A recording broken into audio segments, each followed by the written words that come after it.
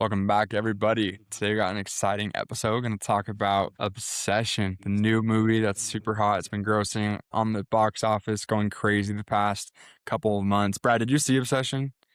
I Or have you did, not seen dude. it? Yeah, yeah, No, yeah. that movie was awesome. I loved it. It was so good. Yeah, definitely one of my top movies of the year for sure. It was a good time. Did you watch it too? Yeah, I watched it. I Oh, watched it a sick. while ago. Yeah, yeah, yeah. Yeah, super good. Definitely. And what's really cool about this movie, and Brad talks about this in his Substack article, so go subscribe. We'll have the link down below. You guys can check out his article. Very well written. Props to Brad. He did an amazing job with this. But it's really cool, kind of underdog story in a way, where you have this director, Curry Barker, who kind of started on YouTube, started his own thing. And I wanted you, Brad, give you the honors to share a little bit, just kind of the background of what you wrote on. Just, you don't have to go all super in depth, but just kind of the general idea of what his story is and why it's pretty inspiring. And then I have a few questions for you we can dive into. Yeah. So he originally wanted to get into film. He wanted to be more so like on the actor side, and I think he still kind of is flirting with that idea currently. But in 2018, he's a year older than me, so he graduated from high school in 2018 and wanted to go to film That's school. So crazy, bro. yeah, it's insane. He's a year older than me. So he ended up going to the New York Film Academy in LA, and he was standing in line and he was just making jokes with this one guy behind him, and his name was Cooper Tomlinson. And Cooper went into this like film interview regarding like the acting side of things or whatever for this specific class, and he ended up coming out like pretty mad and frustrated, and then he ended up hitting Curry in the arm, and they were like joking about it or whatever. So it was I think they like a week in, they were just together all the time, and they started their YouTube channel together a week into knowing each other, just like 1 week. And they were thinking like, these film classes are a little lame, and they didn't necessarily enjoy it. So after about a year, they ended up leaving film school because they said this is a waste of my time. Like, I know what I like. I know what our generation likes. Like, a lot of these old heads are teaching this. Like, they don't know what the new generation wants. So they were making this series on YouTube for a while. It was just like this like series. I forgot what it was, but it was kind of lame. Looking back at it, they were talking about it. They even knew it was lame at the time, and they knew they wanted to do a different angle. But Curry, he has like this very dry humor, and that dry humor came off in some of those episodes, and people were laughing at that. So they ended up making these long form videos of comedy, and they were doing kind of well. It was a little bit more like low production, but they were getting more views than what was getting views in the past. And this is around the time when TikTok was getting really really big, between like 2020 and 2021. And people were telling them to get on like TikTok and Instagram Shorts, and they're like, bro, I'm not getting on TikTok. Like, are you serious? Like, that's a dancing app.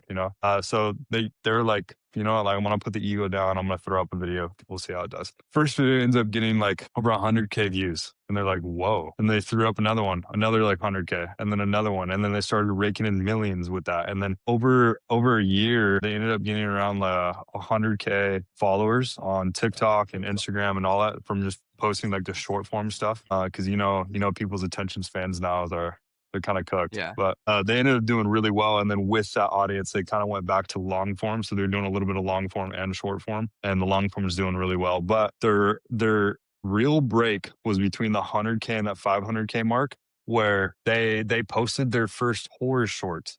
I forgot what it was, but the one that really got them from that 100K to 500K mark was one called The Chair. And I'll refer to this in a second again. But The Chair was this really good 20-minute film about this old chair that was supposedly haunted and would make you skip a week into the future every time you sat on it. But some like entity would control you when you're sitting on the chair, so you won't have control of your body for like an entire week. If there's any cinematographers or videographers, anyone obsessed with film like I am, go check that out. But that's how they ended up getting to around 500K. They did that in 2023. So that's when they really started getting their name out there. And then they're still doing the comedy shorts thing, still doing the comedy long form at this point. And they end up doing another found footage film. It's called Milk and Cereal, and it's about this this YouTuber who's secretly a serial killer on the side, and that one's like a weird like psychological framing. That's honestly why I think Obsession did really well too. Is that people don't know, people like do a lot of jump scares and all that nowadays, but they don't use psychological horror and like intensity and just like holding, like just building up tension in a room. And then something happens or something doesn't happen. Well, like whatever happens, it's just the tension itself. And he's really good at that. And I think that's why it translated really well from comedy to horror, because he's really good at that tension and that buildup to for that anticipation. That's why Key and Peele did really good for Get Out as well. Yes, yes, yes. Comedians are just very good at that timing. So he had that background and all that experience on his resume to do what he was doing. So Milk and Cereal ended up getting them from 500K to a million, which was a huge breakthrough. So this company called T Shop Productions, they are notorious for going onto YouTube and looking at different indie films and finding what kind of sticks out and if something would be interesting and something they can invest in. So before that, before Curry had the decision to throw these like YouTube videos online, there was this other production company coming in to they were saying, you know, make these cuts, do this and this and this. They had a lot of these like regulations and things to go through to actually put it up online, but it was going to be behind a paywall anyways. They're going to have to do all this work just to be behind like a $3 paywall and not be found. Like he said, you know what, like why don't we just put it on YouTube? We already have a big audience that would attract a ton of people. Let's do it. You know, both of those ended up I think one got 5 million. Milk and Cereal got around like, I want to say, was it The Chair or Milk and Cereal that got 10 million? One of them got 10 million. But anyways, T Shop Productions ends up coming in and looking at The Chair and Milk and Cereal. He looked at The Chair first specifically because there's really good cinematography and videography and the lighting in it. It was just phenomenally done. So that was on a shoestring budget as well. If you look in the credits, there's not many people. I imagine the cinematographer was the most. And then the found footage one for Milk and Cereal, that was $800 in total. And that $800 was for the camcorder. You know, all the actors in it were either just friends or friends of friends. So he was doing really good on the very small budget films, and which is again what probably translated into Obsession. So T Shop Production comes in and says, "Hey, we really like The Chair. Would you make this instead like a long form movie? Like take this 20-minute short and make it a whole movie?" And Curry ended up saying like, you know, while that is a good idea, I have this other script that I'm kind of working on. Maybe look at it first and tell me what you think. So he ended up checking that script and ended up loving it and said, let's do it. And that was the script for Obsession. So T Shop said, you know, we'll give you 750K to do this film. And they were under time constraints. He kind of he had the script that he worked on for 8 months. Keep in mind, this is the crazy part. So while you would think this YouTuber was doing good, he has 1 million followers, whatever, and he's had this since like 2018. He was working at Starbucks for 5 years. He was working at Bro. Starbucks for 5 years. I thought he was doing like getting brand deals, making money. No, he worked at Starbucks for 5 years, thinking you'd get his breakthrough finally. So he was able to quit to focus directly on this because obviously 750K, that's a huge budget. He's going to keep some of that money and those incentives for himself. So a lot of what's crazy is that I don't think there's the only VFX in the movie was the money falling down from the sky. For but it hasn't watched Obsession. There's going to be some spoilers, but if you haven't watched the movie, Yeah, what are you spoiler doing? warning. So It's been out 2 months. They're fine, bro. Yeah, we're chilling. they're gonna live. So the only VFX was like the actual money coming down. So you know the Obsession blanket in the very beginning? So I thought that was VFX at first, but the Obsession logo on that blanket was actually part of the blanket. Really? Wow. Which is crazy because it looked so 3D and it looked like it was coming out at you, but that was actually etched into the blanket, which is the craziest thing. And the only part of the money was, or the only part of the VFX was the money, which is the craziest part. So a lot of the stuff that you saw in there that you thought maybe was VFX was either just really good cinematography or angles, or he just mastered the angle of illusion, which was very impressive. So what's crazy is that, you know, T Shop was like, you know, you need to kind of get this through because obviously 750K, that's not really that big for a movie. So he ended up getting actors like Indy. Indy was only paid 20K for that movie, just only 20K, and you got a lot of these other actors in there. But yeah, she only made 20K. I saw a thing that said she hadn't had a role in like 2 years. Like she'd been in previous shows, but she was like still looking for work and couldn't find like a spot in a long time. And so like, which is even more crazy, like with how amazing she performed. For a year and a half, actually, to make money and make do for LA rent. She was walking dogs and she was playing Call of Duty on Twitch at That's night. right. I saw it. So that's what she was doing for money. And, you know, a lot of people were kind of giving like Curry crap for, you know, not paying the actors more, but they they signed a contract, but like, and That's their obviously budget. maybe there should be like a little bit more bonus incentives, but people don't think about it. Like, what if Obsession flopped? Like, he still has to pay these people, you know? So I think it's fair. I mean, just the movie itself kind of gave her a rocket ship onto all these other movies Yeah. where she's going to be making like bank, bro. So she's going to be fine. She's signing brand deals. She's doing this and that, bro. Like, her name's out there. She's going to be good. But yeah, a lot of that went back to the production company and to Curry as well. But he ended up going into this with obviously that 750K budget, and a lot of the script actually changed as he went through the movie. He had a lot of the actors say like, you know, like, what should we do for this? What should we do for that?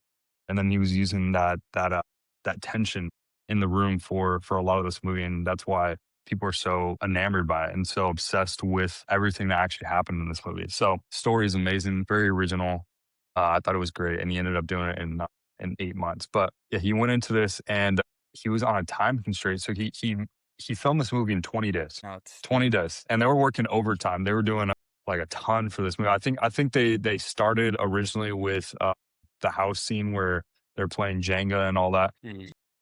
Fun fact, not so fun, but that house that they filmed in, they didn't like a lot of the scenes in there, and they were going to actually redo a lot of that because there was a lot of like mess ups and stuff like that that they actually didn't see in the beginning, but they couldn't. They had to go with the original footage because the house burned down in the LA fires. Insane, wow. insane story. So they originally just went for with the first take.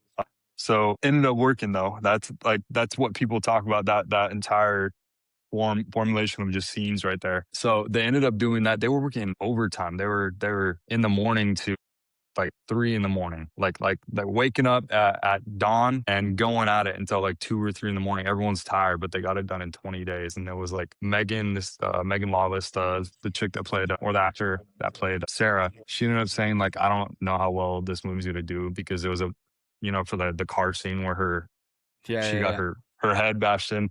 They had 3 panels of glass for that window frame. The original was dropped. Like the first one was dropped. The second one wasn't etched to the car well enough, so it just looked like super ghetto. So they only had one more panel to use. And funny enough, that one take that you saw with that glass was the only one that they did because it was the only one they could do, and it ended up working and being in the movie. So yeah, he accredits to the movie to just like testing different ideas as he went and just thinking like, I hope this works. This looks good. I hope it works. And I think he said they ended up staying only to like around 3 locations the entire time. And when you think about it, that actually makes sense. Yeah. So he did that. So there's the whole marketing side of things as well. So he went to TIFF, which is the Toronto Film Festival, and that's he just got his movie there, and Focus Features ended up coming in and buying the film for 15 million. And they stated that they wanted to wait till this was, I think, bought in September or October of 2025, but they ended up doing that deal, and they said let's wait till the end of school, like right when summer's starting, so it'll be like a summer flick. And they built all this hype around it, and they were doing really good with like PR and all these different things to promote the film, like the whole texting thing where you have like Nikki texting you all these like crazy texts or like voice memos, and then you have like those billboards with all the crazy sayings and all that. But they did really good with the actual hype and TikTok and a lot of that. They were very clever with it, and obviously, Curry had that background and knew like what went viral, so he was testing his ideas, and they were going viral. And come May, the box, I forgot what they did the first week when it opened, but the second week did double of what they had the first week, and then the third week did even better. And they haven't seen a movie hasn't done that since E.T. Keep in mind, E.T. Nice. came out in what, the late 80s, early 90s. I feel like maybe somewhere, I don't know. But which I find crazy, and now it's the number 5 highest grossing film in horror of all time, which is crazy. They ended up just passing Sinners too. Yeah, I saw that. It's crazy. So they're number 5. Backrooms is on the top 10 as well. I think they're number 8. Yeah. But that director's 20. He's 20 years Yeah. old. He was born in like, I think 2006, 2007, which is like weird to think about. Crazy, bro. Yeah. But you have that whole situation. But the movie ended up doing great, and a lot of the cast didn't know it was going to be as big as it ended up coming out to be. And Cooper just attested it back to his experience in comedy, and from there the rest is history. And he's gonna be doing. He's working on 3 films right now. He's working on Session 2, another movie called Anything But Ghosts, I believe, which is in the same universe as Obsession. And then the big one is that Universal hired him for, I believe, 25 million to do a remake of Texas Chainsaw Massacre. Oh, wow. That's Hmm. awesome. So, Dang, good for bro. Dang. yeah, That's awesome. Hey, well, great. that's what it is. Yeah, great recap, Brad, and props to Curry Barker and the whole Obsession team and set cast. That's Huge. incredible. It's really awesome. And that's what, Yeah. First Pitch is about is, supporting, uplifting these underdog creators, founders, entrepreneurs who are going out and starting out really, really impressive things with just their creativity. And so I wanted to ask you a few things and kind of how founders can take this and apply it to themselves and their journey.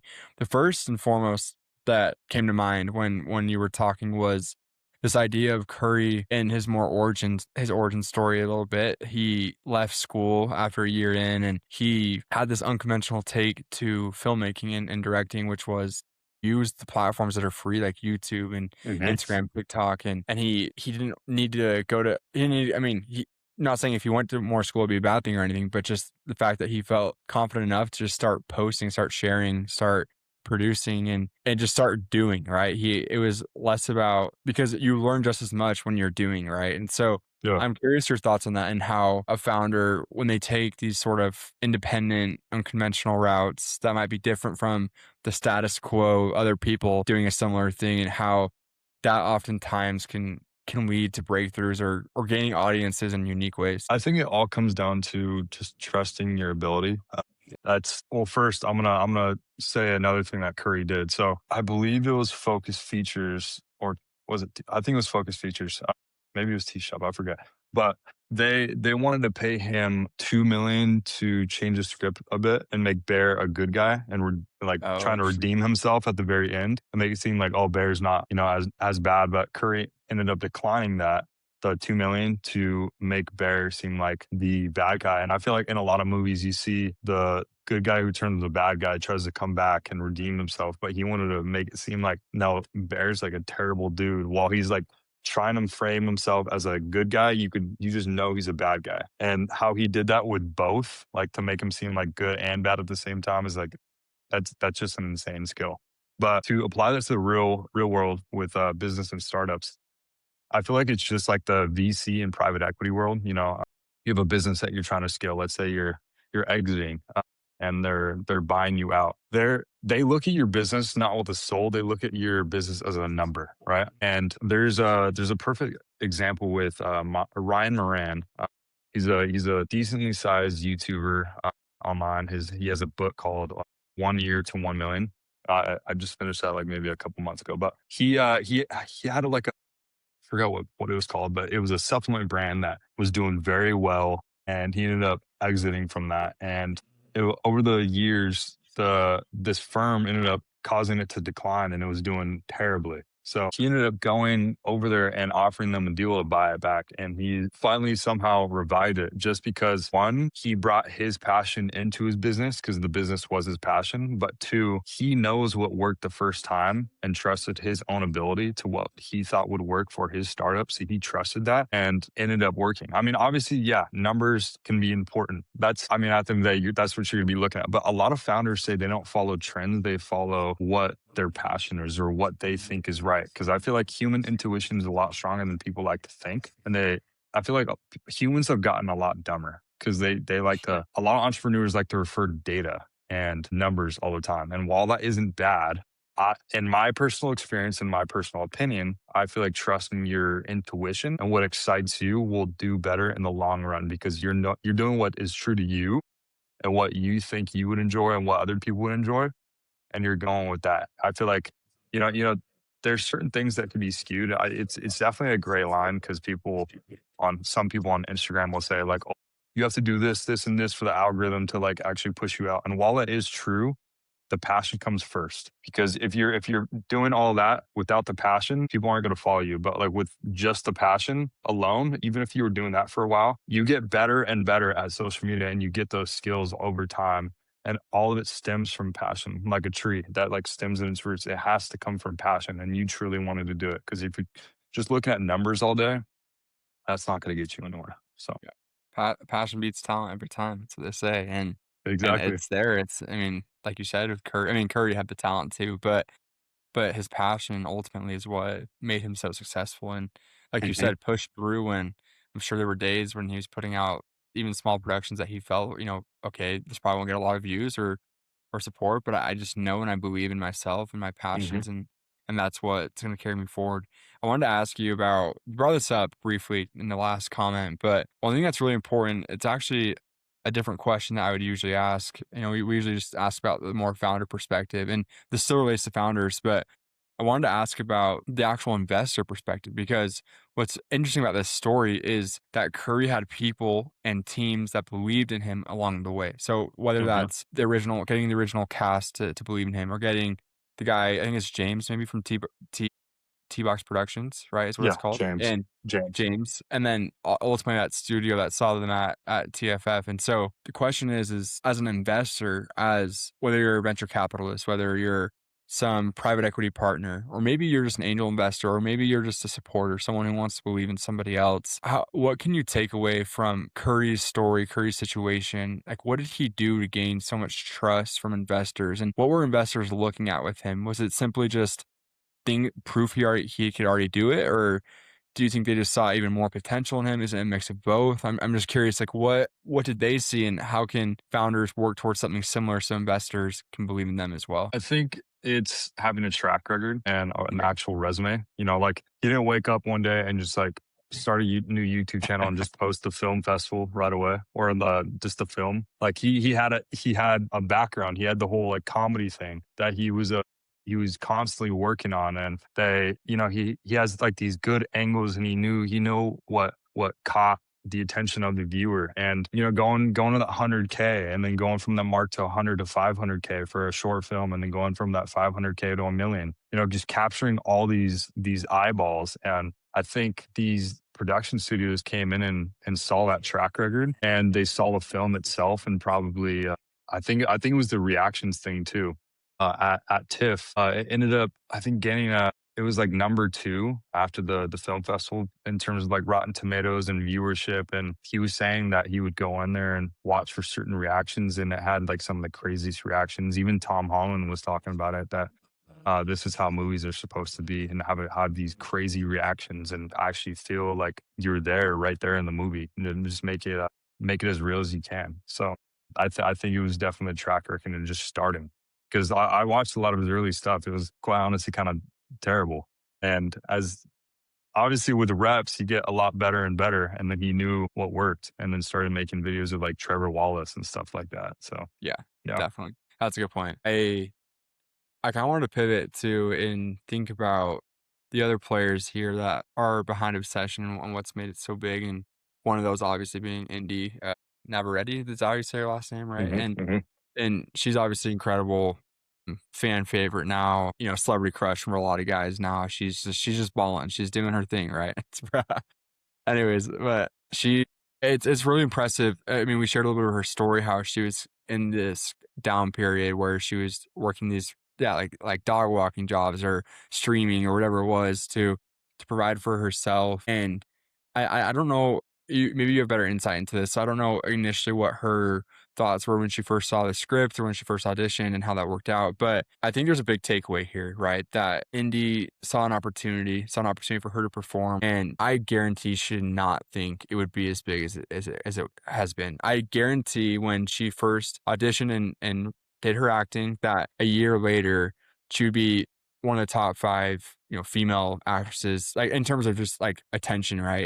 Hmm. And popularity in this past summer. And so as a founder, as a teammate, as somebody who is looking for that next opportunity, right? That next, maybe it's a team to join, maybe it's someone to hire for your team, maybe it's trying to work with some investment group. I don't know what it may be for you, but a lot of founders are looking for that next opportunity. So, taking from her perspective, maybe how do you think a lot of founders should have the belief that this could be my breakthrough? And if so, how can they identify good opportunities from bad opportunities? Or maybe it's just good to do opportunities in general. I don't know. But I'm just curious your thoughts on that.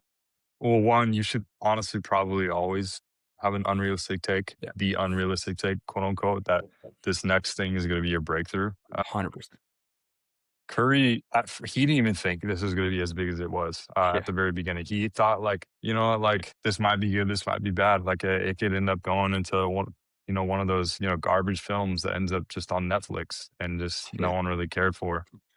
So I think you again, it just comes down to reps and passion. And in terms of hiring, the cinematographer that he was looking at, he got so lucky because that cinematographer is now going to get so many jobs. That's he was talking about in an interview as well. That's probably some of the best cinematography that he's ever seen, and a lot of critics had the same to say about him, and that he's going to get so many jobs because of it, because he has a vision as well. So it's more again just like trusting your gut. Like look at their resume, look at their past, and see what they've done before. And maybe the numbers are saying like, oh, don't hire this person because this person wasn't getting a lot of views on Instagram or YouTube or whatever for their cinematography shots. But you're the only one that knows. Like you have a vision at the end of the day, and if they're fitting that specific visual vision or just vision in general for your business, just go for it because you are the only person that knows what you want at the end of the day. Mm.